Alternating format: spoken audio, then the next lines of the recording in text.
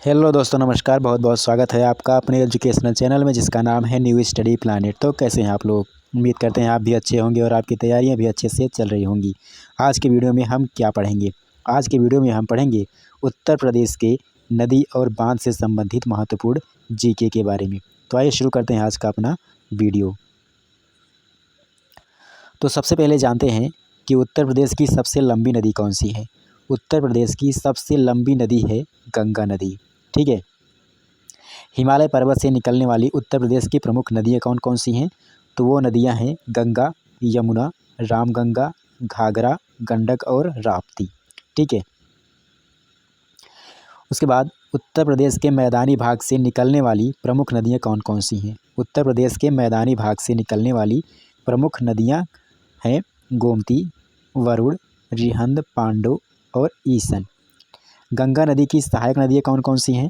तो वो हैं रामगंगा, घाघरा, गंडक, बूढ़ी गंडक, बागमती, कोसी और यमुना। ठीक है। गंगा, यमुना और सरस्वती नदी की मिलन स्थली कहाँ पे है? गंगा, यमुना और सरस्वती नदी की मिलन स्थली कहाँ पे है?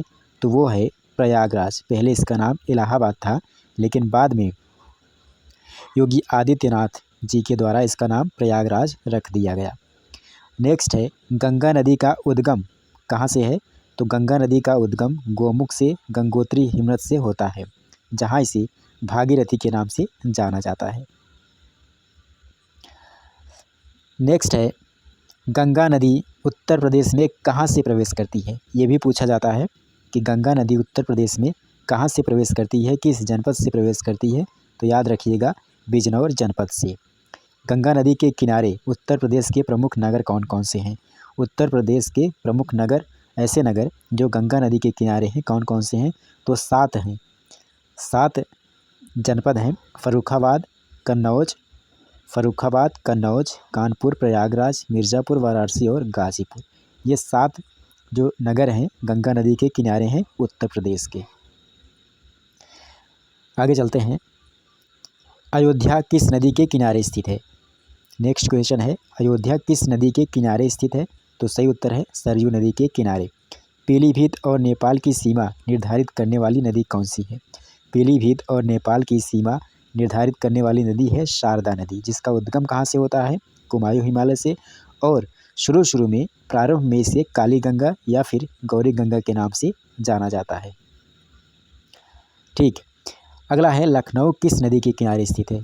ये भी पूछा जाता है कि लखनऊ किस नदी के किनारे स्थित है? तो उत्तर हो जाएगा गोमती नदी के किनारे। राप्ती नदी का उद्गम स्थल कौन सा है? रुकुमकोट। राप्ती नदी का उद्गम स्थल है रुकुमकोट, जो कि नेपाल में है। सहायक नदी है इसकी रोहिणी। उत्तर प्रदेश के प्रमुख बांध के बारे में आइए जान लेते हैं थोड़ा सा। तो सबसे पहले है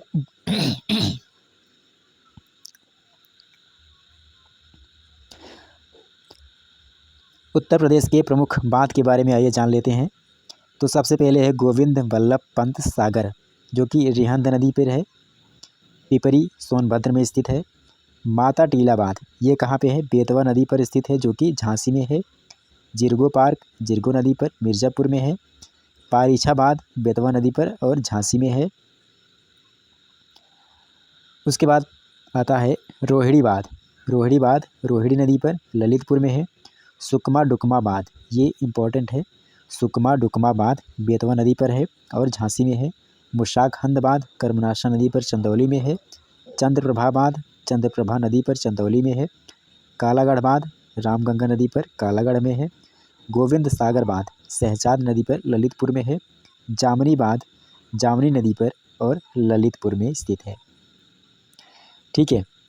तो ये तो था हमारा उत्तर प्रदेश के नदी और बांध से संबंधित महत्वपूर्ण जीके। तो ये वीडियो आपको कैसा लगा हमें कमेंट करके ज़रूर बताइएगा। और हाँ, अगर वीडियो पर नए हैं, चैनल पर नए हैं, तो चैनल को सब्सक्राइब ज़रूर कर लीजिएगा।